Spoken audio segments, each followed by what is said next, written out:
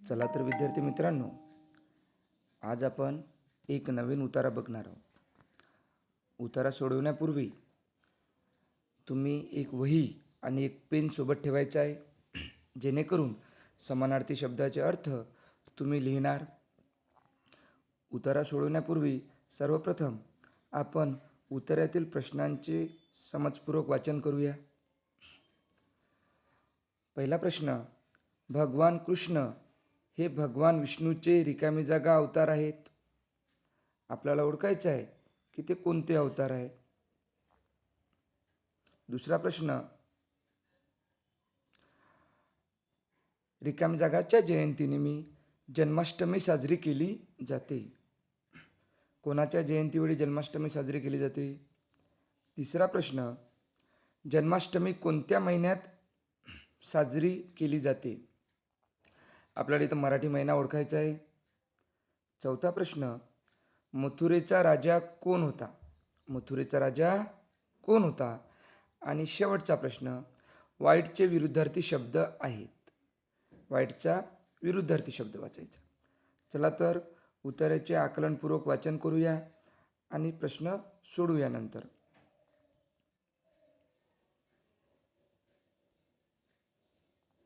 जन्माष्टमी हा हिंदूंचा प्रसिद्ध सण आहे. प्रसिद्ध सण आहे. हे भगवान श्रीकृष्णाच्या जयंतीनिमित्त साजरा केला जाते. कोणाच्या जयंतीनिमित्त? भगवान श्रीकृष्णाच्या. आणि जयंती म्हणजे जन्मदिवस. तुम्ही समानार्थी शब्दात लिहून घ्यायचा आहे. जयंती म्हणजे जन्मदिवस. याला गोकुळाष्टमी आणि कृष्ण जन्माष्टमी असेही म्हणतात. त्याला दोन नावं आहे. एक गोकुळाष्टमी पण आहे आणि दुसरं आहे कृष्ण जन्माष्टमी. या दिवशी आपण भगवान श्रीकृष्णाची पूजा करतो. दरवर्षी भाद्रपद महिन्याच्या 8व्या दिवशी, तर कोण्या महिन्यात? तर भाद्रपद या मराठी महिन्यात, आणि 8व्या दिवशी हा उत्सव साजरा केला जातो. इथे उत्सव आहे. उत्सव म्हणजे तुम्ही लिहून घ्यायचं. उत्सव म्हणजे सण समारंभ. या दिवशी मथुरेत भगवान श्रीकृष्णाचा जन्म झाला. तर भगवान श्रीकृष्णाचा जन्म कुठे झाला? तर मथुरा या ठिकाणी झाला. भगवान श्रीकृष्ण हे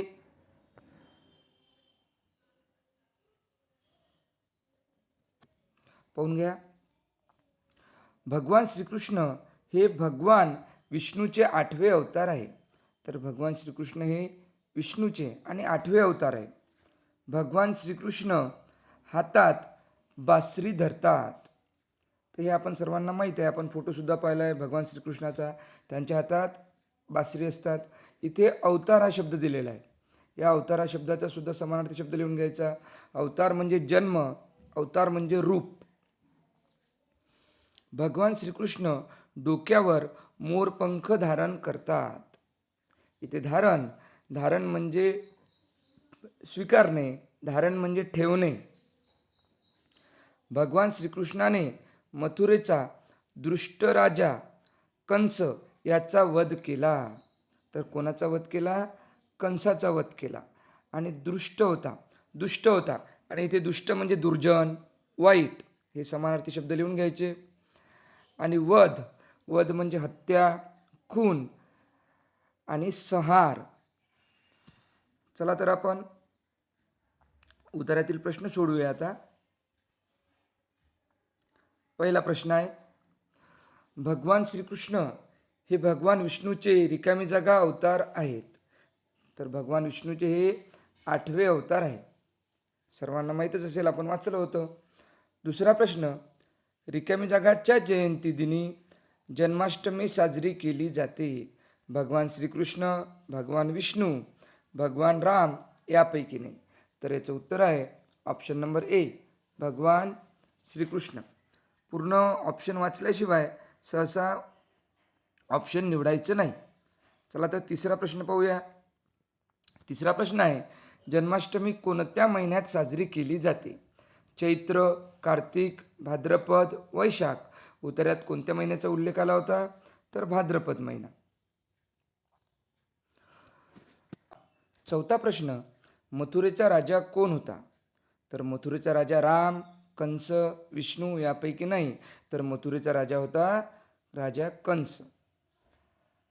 आता शेवटचा प्रश्न पाहूया. वाईट वाईट एक मिनिट वाईटचे विरुद्धार्थी शब्द आहे. आता इथे आपल्याला विचारलेला आहे विरुद्धार्थी शब्द. तर चांगले, वाईटचे विरुद्ध चांगले, वाईट, वाईट तर येणारच नाही, जागेवरच कट झालं. कुरूप, कुरूप म्हणजे पण वाईट, घाणेरडा. आणि द्वेषपूर्ण, द्वेषपूर्ण म्हणजे सुद्धा वाईटच होते. हे समानार्थी शब्द झाले.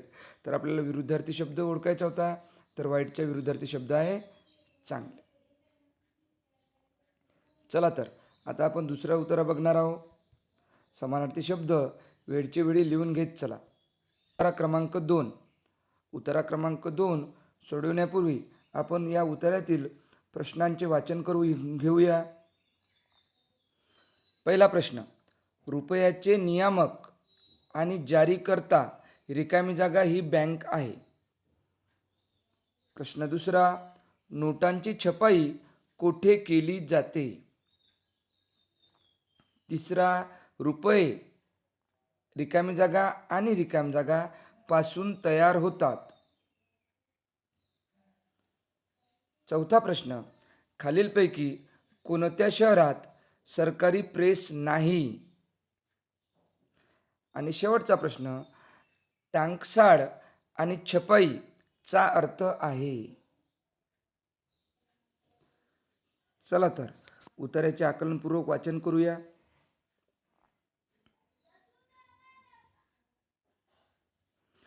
रुपया हे आपल्या भारत देशाचे राष्ट्रीय चलन आहे. आपल्या भारत देशाचे राष्ट्रीय चलन आहे रुपया. चलन म्हणजे इथे चलन म्हणजे पैसा, नाणे लिहून घ्यायचं आहे. रुपयाची नियामक आणि जारी करणारी रिझर्व्ह बँक, कोणती बँक महत्त्वाची आहे? रिझर्व्ह बँक आहे. वेगवेगळ्या देशांच्या चलनातही फरक आहे, म्हणजे वेगवेगळ्या देशाचे वेगवेगळे चलन असतो. आपल्या देशात रुपये 2 प्रकारात उपलब्ध आहेत. भारतात रुपया नाणी आणि नोटांमध्ये आहे. नाण्यांची टांकसाळ आणि नोटांची छपाई फक्त देशातच केली जाते. इथं टांकसाळ आणि नोटांची छपाई फक्त देशातच केली जाते. टांकसाळ म्हणजे शिक्का. किती रुपयांची नाणी आणि किती नोटा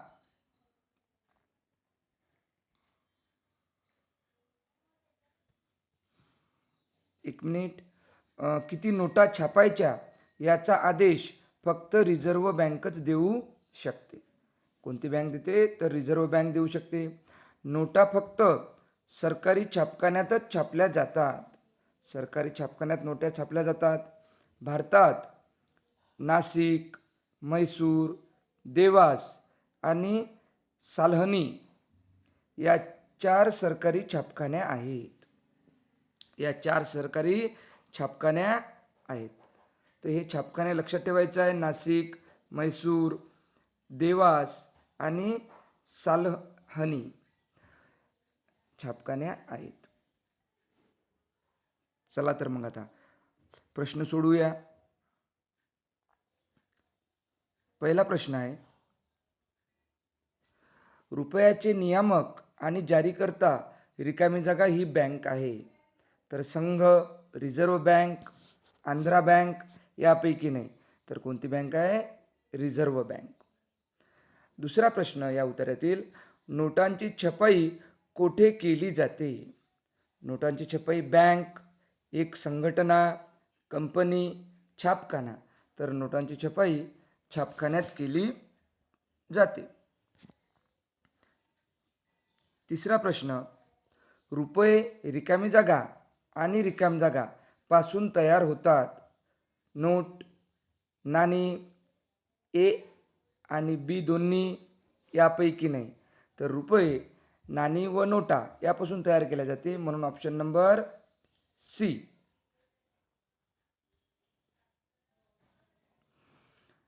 चौथा प्रश्न, खालीलपैकी कोणत्या शहरात सरकारी प्रेस नाही? सरकारी प्रेस कुठे नाही आपण पाहिलं होतं. 4 शहरांमध्ये आहे. नाशिक, म्हैसूर, अलवर, देवास. तर अलवर या ठिकाणी सरकारी प्रेस नाही. आणि शेवटचा प्रश्न पाहूया. टांगसाळ आणि छपाईचा अर्थ आहे धातूचा शिक्का मारून नाणे तयार करणे, नोटांची छपाई ए आणि बी दोन्ही यापैकी नाही. तर टांगसाळ आणि छपाई म्हणजे दोन्ही पण होते ए आणि बी. तर ऑप्शन नंबर येणार आपलं सी.